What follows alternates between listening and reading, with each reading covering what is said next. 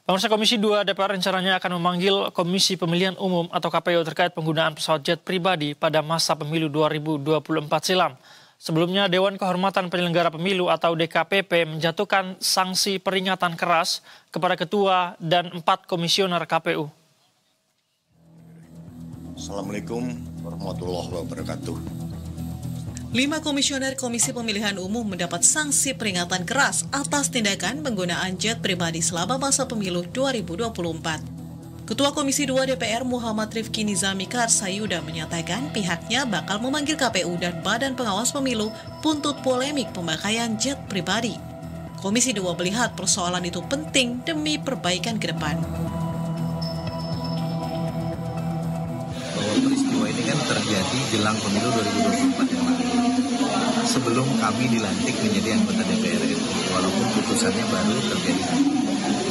Karena itu kami akan mempelajari putusannya dan kami akan memanggil KPU termasuk Bawaslu juga agar dalam penggunaan anggaran masa periodisasi kami ini, terutama APBN 2026 dan APBN 2027, di mana KPU sekarang mungkin masih akan menjadi bagian dari yang menggunakan anggaran agar jangan lagi digunakan. Dan yang paling penting ini juga menjadi bagian penting bagi Komisi 2 DPR RI untuk menata penyelenggara pemilu untuk periode ke depan 2027 sampai dengan 2032 yang akan menyelenggarakan pemilu di 2029 yang ada. Sebelumnya, Dewan Kehormatan Penyelenggara Pemilu atau DKPP menjatuhkan sanksi ke komisioner KPU, yaitu Muhammad Afifuddin yang merupakan ketua, Idam Holik, Yulianto Sudrajat, Parsadaan Harahap, dan Agus Melas. Dalam putusan DKPP terungkap KPU menyewa jet pribadi untuk komisionernya senilai 90 miliar rupiah. Dalam sidang pemeriksaan diketahui pengadaan jet pribadi itu dirancang untuk memantau dan memastikan distribusi logistik pemilu tahun 2024 di daerah-daerah yang termasuk dalam kategori daerah tertinggal, terdepan, dan terluar atau 3T.